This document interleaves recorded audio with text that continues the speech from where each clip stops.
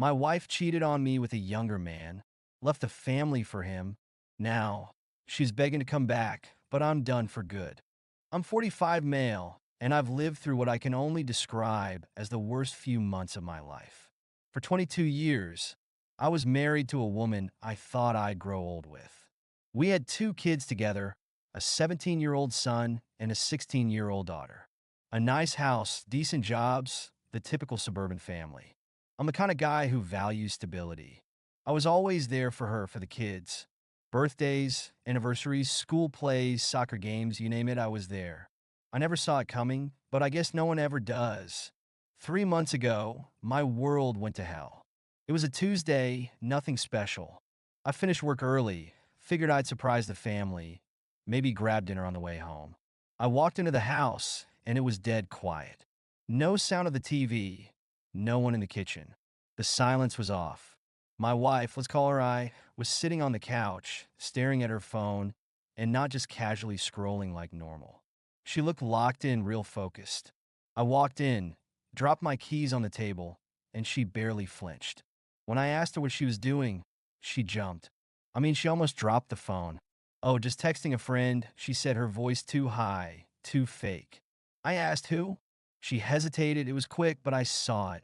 Then she smiled. T, just a guy from work. Something in the way she said it made my stomach twist. Call it a gut feeling. T, huh? You talk to him a lot. Her face tightened. What's that supposed to mean? He's a coworker. I let it slide, but that night, I couldn't shake it. I don't know what possessed me, but after she fell asleep, I grabbed her phone off the nightstand. She's never been one to delete her messages, and sure enough, there they were. Hundreds of texts. Hundreds.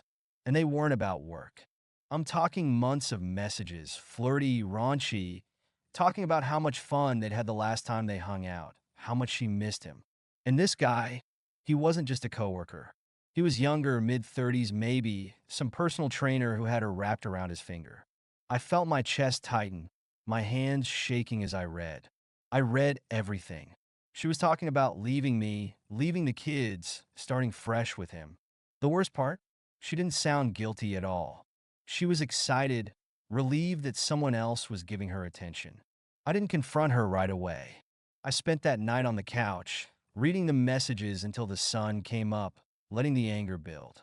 The next morning, I waited until the kids were at school, and I walked right up to her in the kitchen. "Who the hell is T?" I asked, not caring to dance around it. Her face went pale. She knew. She knew right then that it was over. But she didn't even deny it. Didn't cry, didn't beg.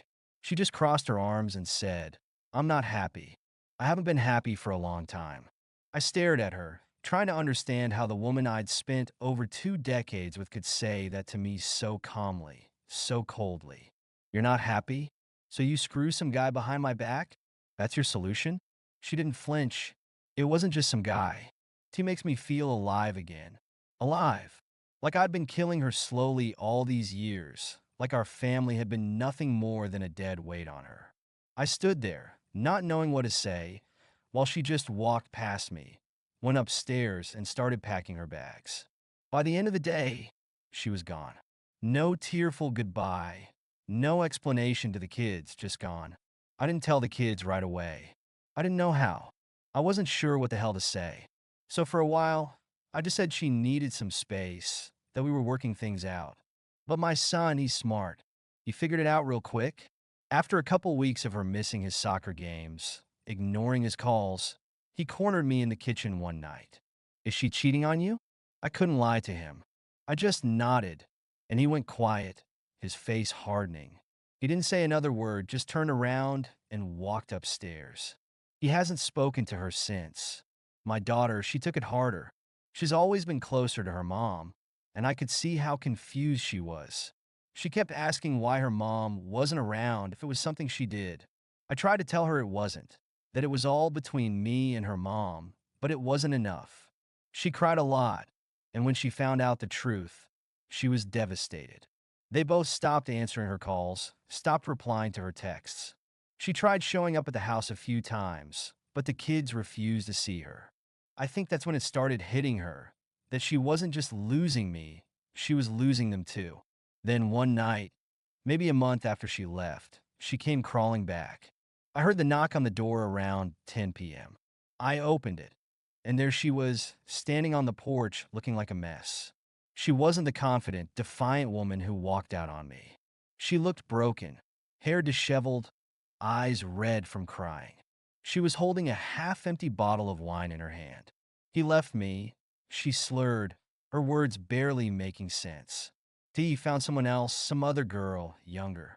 I leaned against the doorframe, staring at her, and she blinked like she didn't understand.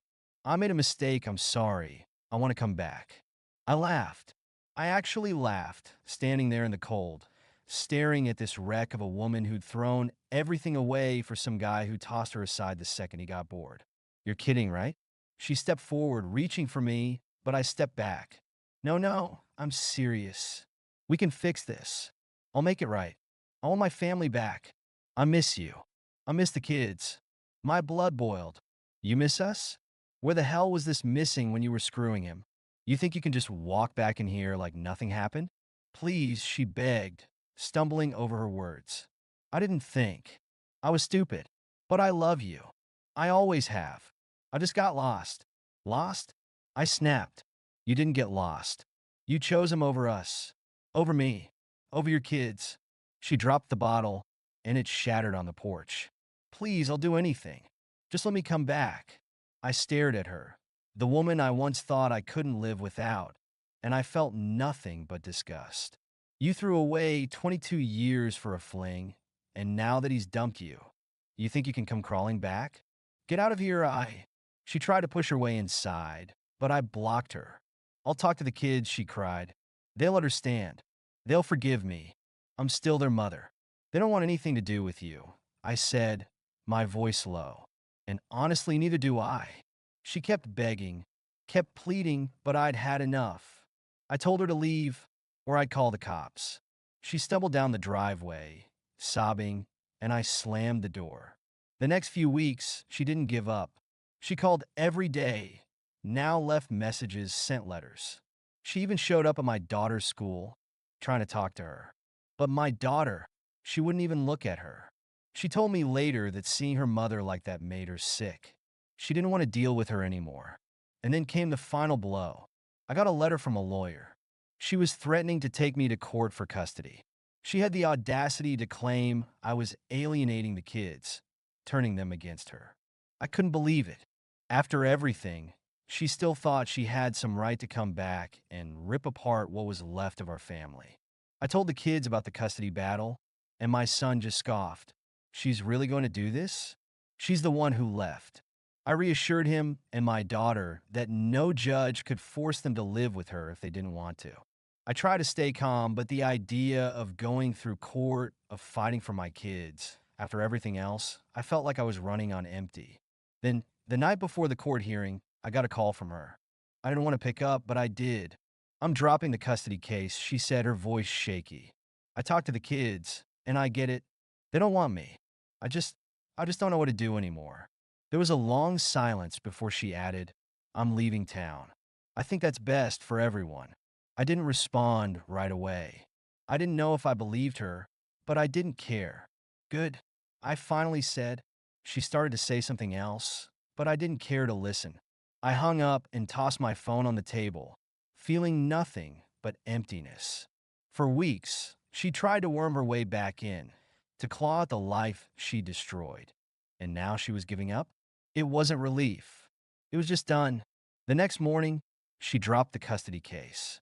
True to her word, she left town. No more calls, no more showing up at the house. The kids didn't say much when I told them she was gone for good. My son shrugged. She made her bed. My daughter stayed quiet for a long time before saying, "Good, I don't want to see her again." We never talked about it after that.